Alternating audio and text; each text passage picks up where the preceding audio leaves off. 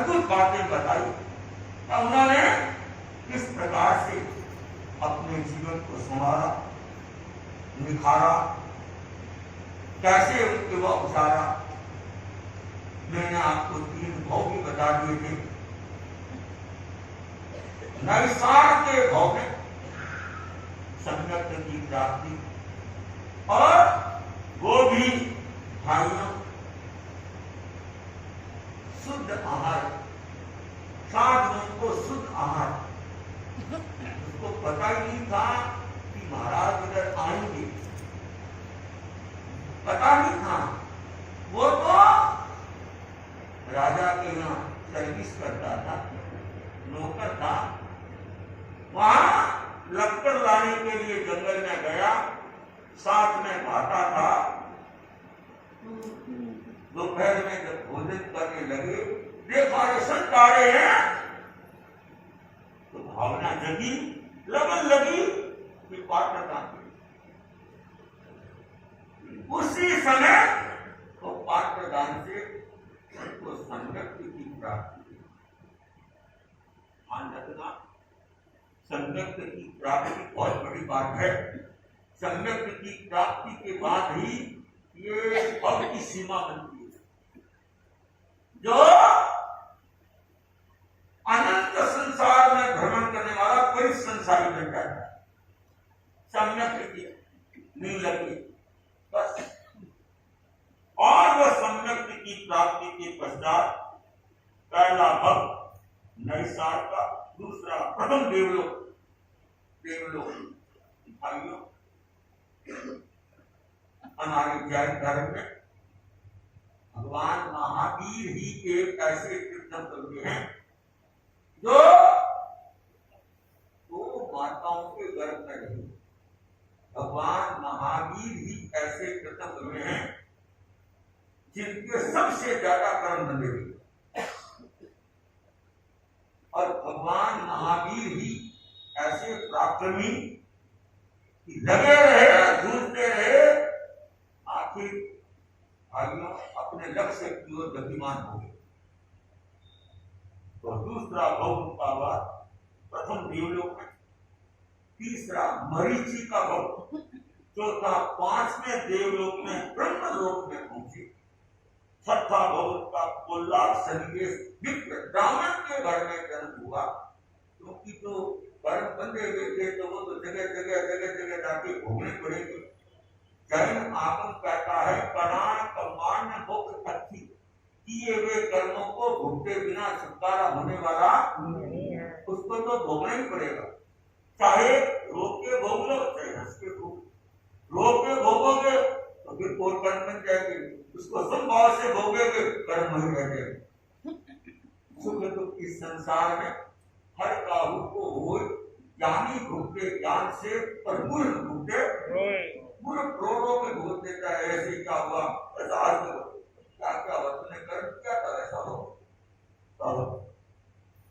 सच्चे भोग में सोना कुली में पुष्प नाम की, फिर वापस ब्राह्मण के गर्दन में। 7वें भोग में प्रथम देवलोक, 110वें देवलोक, कितनी जगह को उन्होंने पवित्र किया है। 8वें भोग में अग्नि ज्योत ब्राह्मण बने हैं। 9वें भोग में वापस दूसरे देवलोक में आए हैं। 10वें भोग में अग्निभूति नाम विप्र बने हैं। 11वें भोग में तीसरे देवलोक में गए हैं। 12वें भोग में श्वेतांगी नगरी में फिर वापस भारद्वाज नामक ब्राह्मण बने हैं। और 13वें भोग में चौथे देवलोक में पहुंचे हैं। 5वें भोग में राजगीर नगरी में थावर नाम विप्र बने हैं। 15वें भोग में 5वें देवलोक में, 16वें भोग में विश्वभूति नाम राजपुत्र बने हैं। 17वें भोग में वापस देवलोक में पहुंचे हैं महाशुद्ध विमान में। 18वें भोग में त्रिपृष्ठ नामक वासुदेव गए हैं। 19वें भोग में वासुदेव होता है, वो बड़ी शक्तिशाली होता है, और शक्तिशाली होकर के अपनी शक्ति का कुछ अच्छा उपयोग कर लेते, बुरा उपयोग कर लेते। तो ऐसा उपयोग किया कि उनका ऐसा आयुष्य बन गया, नरक में जाना पड़ गया। चक्रेश्वरी नरकेश्वरी, वो नरक को भी पवित्र करना था, वहां भी जाना था, वहां का भी दृश्य देखना था, सब तरह के दृश्य, जैसे आप लोग सब पदार्थों का सेवन करते हैं वैसे दृश्य देखना था। तो वहां से 19वें भोग में सपने नरक में पड़े, 20वें भोग में सिंह के भोग में आए, और 21वें भोग में चौथे नरक में गए, 22वें भोग में फिर वापस मनुष्य में आए, 23वें भोग में धनंजय राजा भारी रानी की कुक्षी में आकर प्रिय मित्र नामक चक्रवर्ती बने। 24वें भोग में वापस 7वें देवलोक में पधारे। 25वें भोग में नंदन नामक राजपुत्र एवं तीर्थंकर गोत्र को यहाँ बांधा है। यहाँ क्योंकि आप जानते हैं कि केवली तो कई हो जाते हैं पर तीर्थंकर कई नहीं होते, साधु तो कई हो जाते हैं पर आचार्य सारे, ये बहुत बड़ी बात है।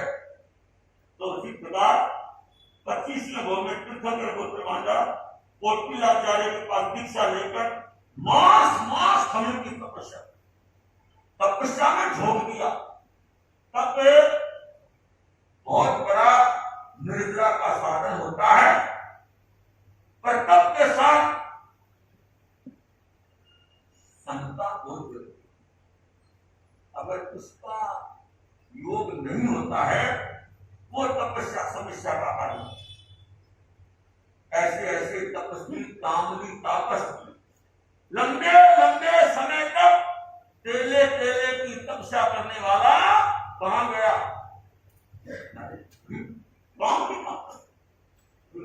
पर क्या करें, उसकी वृत्ति मिट्टी नहीं। जब तक वृत्ति ठीक नहीं होती है, जैन आगमों में लिखा है कसाय मुक्ति किल मुक्ति रेवे, कसाय मुक्ति से ही मुक्ति होगी। जब तक कसाय की मुक्ति नहीं होगी, मुक्ति होने वाली हमारी सबकी विचार शैली कैसी बने कि मैं अल्प कसाई बनूं। हमारे जैन आगमों में कसाई के मुख्य 4 भेद बताए हैं।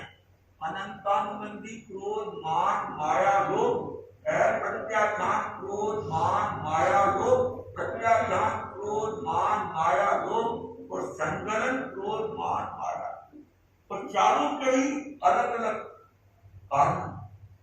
भाइयों, जिसके अनंतानुबंधी क्रोध मान माया लोभ होता है उसकी सम्यक प्रत्याख्यान उसका साधुत्व नहीं है, प्रत्याख्यान उसका साधुत्व नहीं, और संगलन क्रोध ऐसा है कि वो किसका बिगाड़ कर देता है भाइयों और मीठा कर। संजलन क्रोध भी, संजलन का मतलब क्या होता है? पानी की रेखा के समान। पानी की रेखा, आप कभी देखते हो कि पानी की रेखा कितनी देर रहती है? तो संजलन कैसे बैठा है, क्या कर रहे हैं? ठीक हो गया, बस संजलन को मैं आशा करता हूं कि हमारे भाई बहनों की भावना ऐसी होनी चाहिए कि अनंतानुबंधी प्रत्याख्यान तो धीरे धीरे संजलन को भी समाप्त करें। क्यों किसी को संभाव में रहो, कितना स्थिर बन जाओ अपने आप में, हर चीज को सहन करो। जैसे सामने उदाहरण रखो धरती का, क्या धरती सब कुछ सहन करती है, इसलिए धरती माता पैदा। सुनिए, धरती को लोग नमस्कार करते हैं, ये सबका पालन पोषण करने वाली है। सब पदार्थ कहां से आते? रसा सर्व रसा सदा, किंतु प्रकृति अनुसार कटु भद्रता निम्न तरु और मधुर सहता। ये सब चीज कहां से आती है? धरती से। सोना चांदी कपड़ा है, ये सब फल फूल कहां से आते हैं? सब धरती से। ये सब रसों का खजाना है, परंतु ये कैसे आते हैं? रस जैसे बीज बोते जैसे आते। आपने गन्ना बोया तो मीठा रस आ गया, और आपने नींबू बोया तो खट्टा रस भी आ गया। नहीं पता कैसे? ये धरती है, ये पानी है, ये आदमी है सिंचन करने वाला, अरे इतनी वो बीज ऐसा था, जैसा बीज होता है वैसा, तो जैसा हम कर्म करते हैं वैसा फल नहीं करता है। हम कई लोग अभी तक अज्ञानग्रस्त हैं, वो कहते हैं भगवान देते हैं कर्मों का फल, किसको जय धर्म मानता नहीं। जय धर्म कहता है भगवान बहुत बड़ी चीज है, वो इस संसार के भाइयों पथरे में पड़ते ही, संसार में पथरे पड़ने वाले भगवान होते भी, ध्यान रखना भगवान को निर्विकार एकदम बिल्कुल, भगवान को संसार में रखता, भगवान को एकदम बहुत बड़ी चीज है, साधारण चीज नहीं है भगवान। ये छोटी मोटी बातों भगवान का मैं कई बार सोचता हूँ कि जैन होकर के भी कई लोग अभी तक अज्ञानता का परिचय देते हैं। भगवान राम हो कहेंगे, हे भगवान, भगवान करता है क्या, राम करता है क्या, करता तो तू दोष देता किसको, भगवान। भगवान को दोष देने की दरकार नहीं, तुम अपने विवेक को जागृत करो कि मैं इन दुष्कर्मों से बचने का प्रयास करूं। मैं आशा करता हूं भगवान को नहीं, भाइयों अपने घर के सदस्यों को भी दोष मत, अपने पड़ोसी रिश्तेदारों को दोष मत दो, क्योंकि मेरे कर्म ऐसे भी इसके साथ संबंध हो गया, अब तो भोगना पड़ेगा, और भोगे बिना छुटकारा होने वाला, और संभाव से भोग लूंगा तो मैं तो अनंत संसार में पूरी संसार हो जाऊंगा, और संभाव नहीं रहेगी तो अनंत संसार हो जाएगा। तो मैं चाहता हूं हमारे जैन धर्म में ये बताया गया है कि व्यक्ति को ज्ञाता दृष्टा भाव रखना चाहिए। ज्ञाता माने जानो, दृष्टा माने हंसो मत, हंसो मत, बस देखो जानो, हंसो। हम सुनते हैं 100 बातें, 1000 बातें सुनते हैं, हमको सुख दुख नहीं होता, तो अपने घर वालों को सुन कभी लड़का एक्सीडेंट हो गया, लड़की का उसका रिश्ता हो गया, मन में क्या होता है, एक्सीडेंट सुनते ही कुछ दुखी हो जाता है, तो रिश्ता हो गया कुछ खुशी रहता है, लगाओ मतलब उठाएगा। तो मैं कई बार सोचता हूँ हमारा संबंध आत्मा से रहे, हम रखते तो आत्मा से कम है, हम औरों से संबंध रख रहे हैं, इसलिए सुखी और दुखी हो। आत्मा से संबंध हो जाएगा तो सुखी दुखी होने वाले नहीं। हम तो आत्मा की बनने की प्रयास सतत जागरूक रहे। तो 25वें भाव में उन्होंने मास होने की तपस्या, और मास होने की तपस्या करके कितना उन्होंने पुण्यार्जन कर लिया। पुण्यार्जन होता है तो सिर्फ हाँ होता है, क्या करना, ये पुण्याई करने का विशेष प्रश्न। क्यों पुण्य किससे बनते हैं, धर्म से, धर्म की क्रिया। आप समाधि करो, क्षमता रखो, अपने आप पुण्य का बंधन हो जाता है, अपने आप हो जाता है।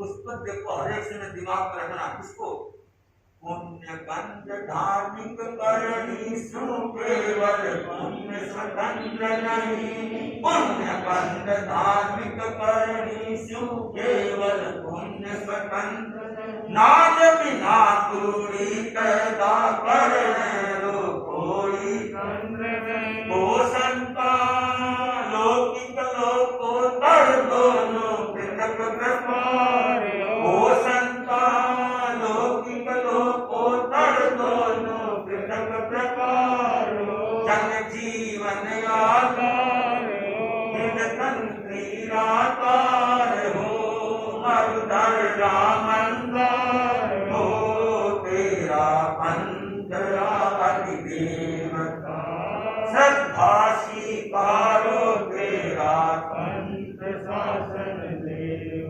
वो धन्यवाद की पात्र जो मास हनन की तपस्या, मास हनन की तपस्या का मतलब समझेगा। मास हनन करके भावना क्या वापस मास कर दिया,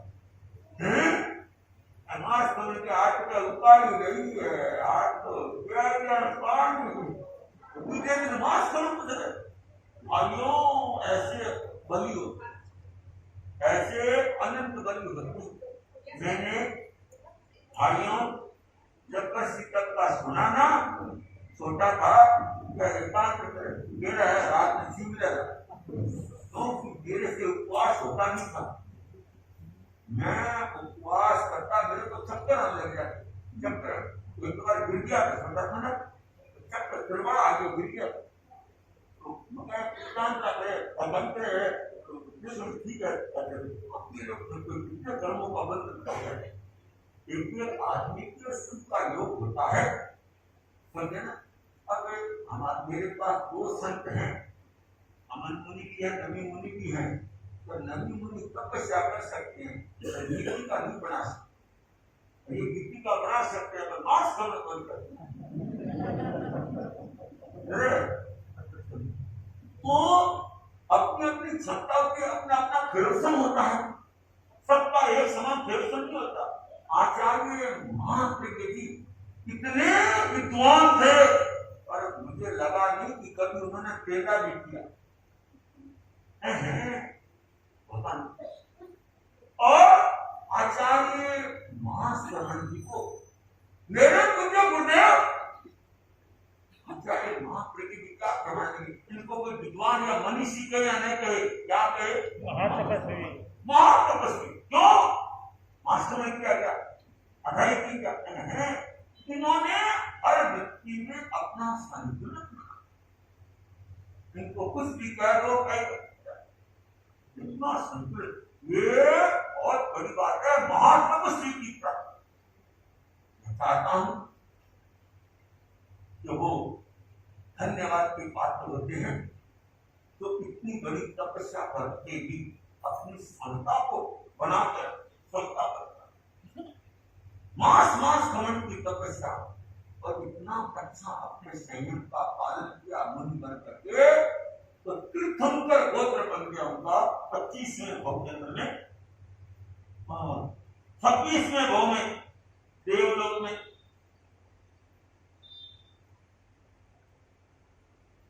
20 सागर की आयु हो, और 27वें भव में अब भाइयों वो नंदी से मुनि का जीव कहां पहुंचा? देवानंदा की जहर घाट में। आप ध्यान रखना, जो प्रयोग बताए हैं आपका डॉक्टर लोग कहते हैं ऐसा हो सकता है, पर नदी में बच्चा पैदा हो सकता है। आप तो देखिए, हमारे तो पुराण देखो, ये गर्भ का ट्रांसफर कैसे करते हैं, नहीं तो पेट से बच्चा इधर से इधर करते तो मर जाएगा, मर नहीं जाए, शक्तिशाली फिर कंगे बढ़ गया। विशेष 14 सपनों ने किया त्रिशला वदन करे, वो 14 सपने थे।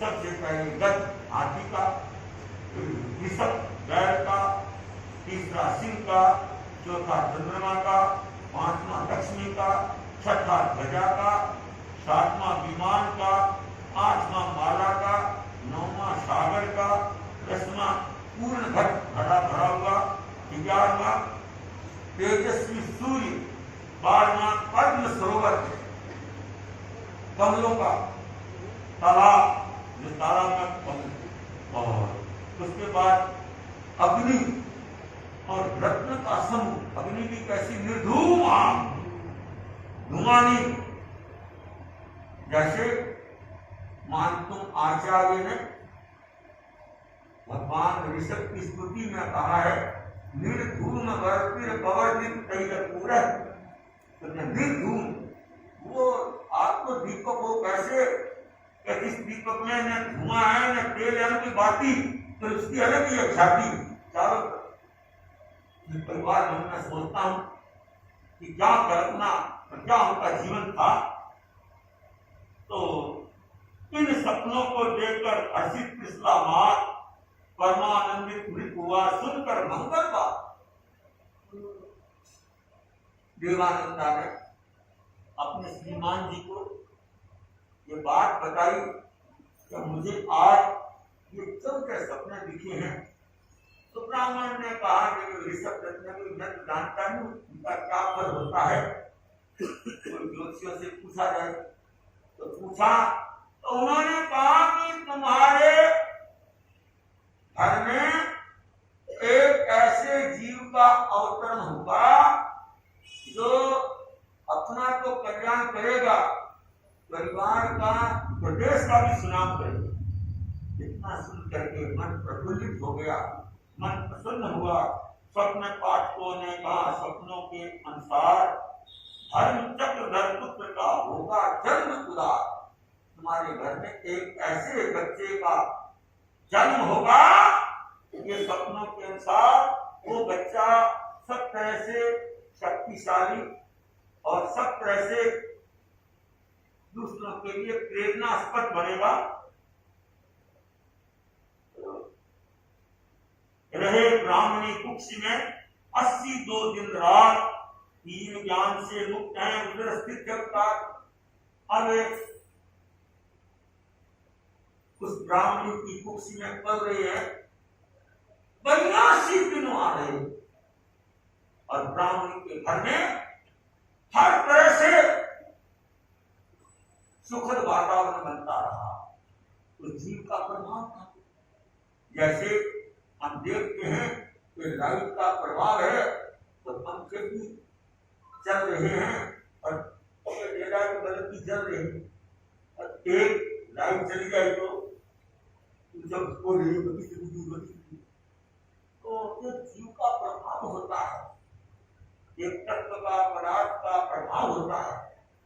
वो प्रभाव जब तक वो रहता है, वो प्रभाव कभी भी खत्म होने वाला नहीं।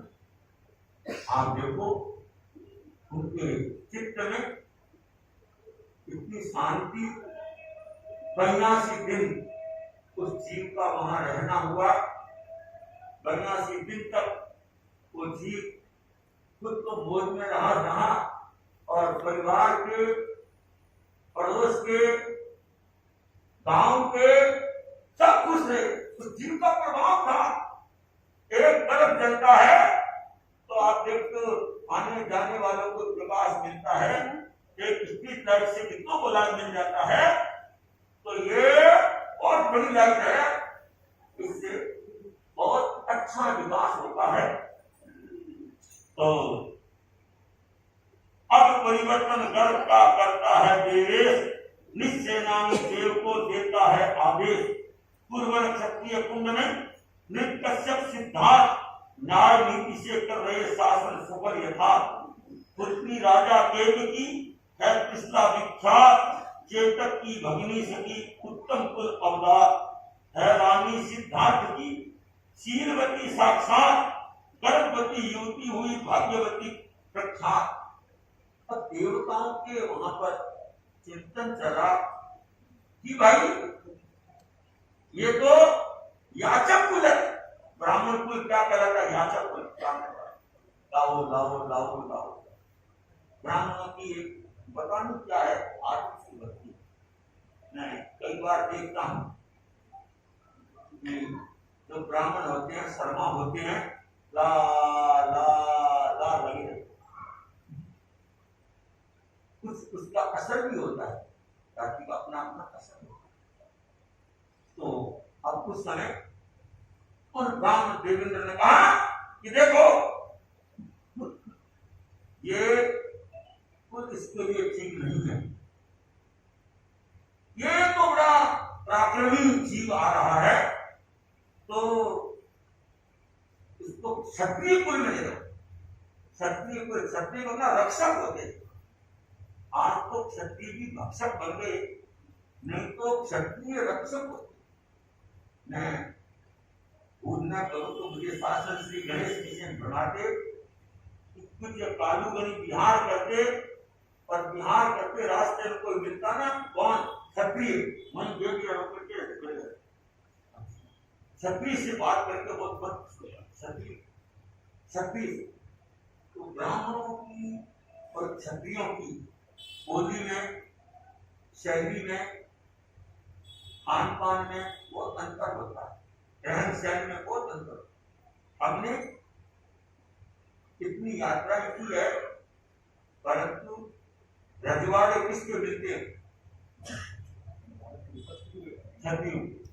रावड़े। राजस्थान में क्या बोलते हैं? रावड़े। हम तो गांवों में जाके छोटे थे, भिक्षा लेकर फांसी लेकर रावड़े चल दो। रावड़े में सारी व्यवस्था रहती, रावड़े में। आओ मरासा, आओ मरा, रुको राम,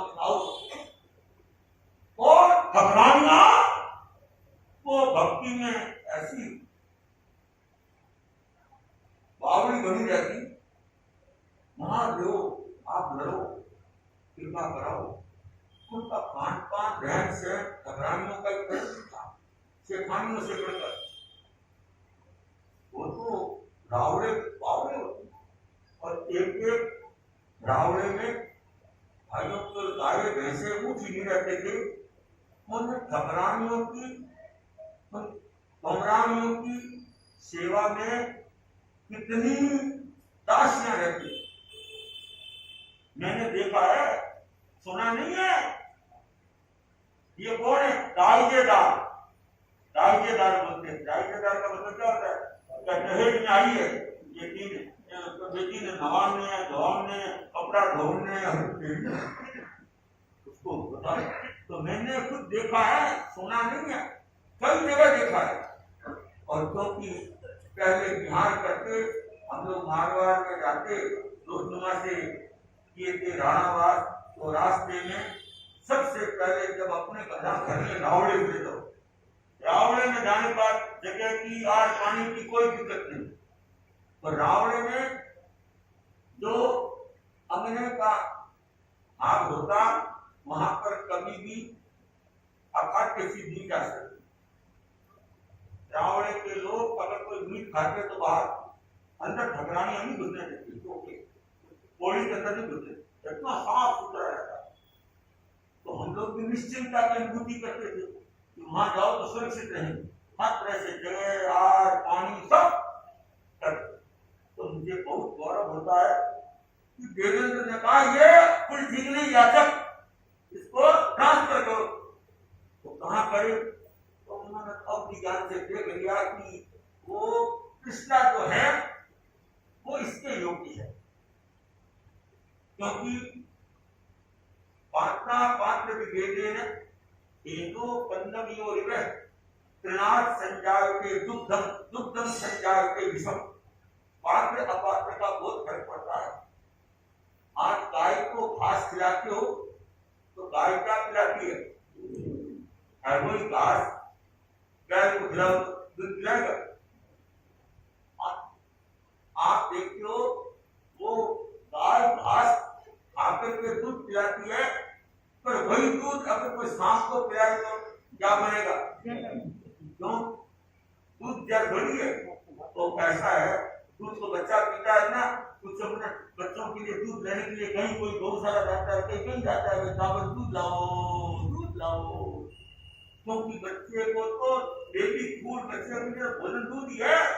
ध्यान रखना, चाहे किसी के घर का बच्चा हो, बच्चा किस पर पलता है, परंतु वह दूध अगर कोई सांप को पिला दे तो क्या बनता है? तो पात्र और अपात्र में इतना अंतर होता है। त्रिनाथ संजाल के दुग्धम और दुग्धम संजाल के विषम। देखो उस घास से तो दूध बन गया, पर दूध से क्या बन गया? जहर बन गया। तो मैं चाहता हूं पात्र का बहुत फर्क पड़ता है। तो उस देवेंद्र ने कहा देवता से कि तुम हरिण गवेशी देव था, तो कहा तुमको ये काम करना है और इस समय इस गर्भ का ट्रांसफर कर देना, ठीक है? देवानंदा उदर में जो था गर्भाधान, उसको परिवर्तित किया कृष्णा उदर स्थान। त्रयोदशी दिन पक्षधुर आश्विन मास तुलार हस्तोत्तर नक्षत्र में परिवर्तन साकार। उस दिन आसो सुदी तेरस का दिन हस्तोत्तर नक्षत्र शुभ समय में उस देवता ने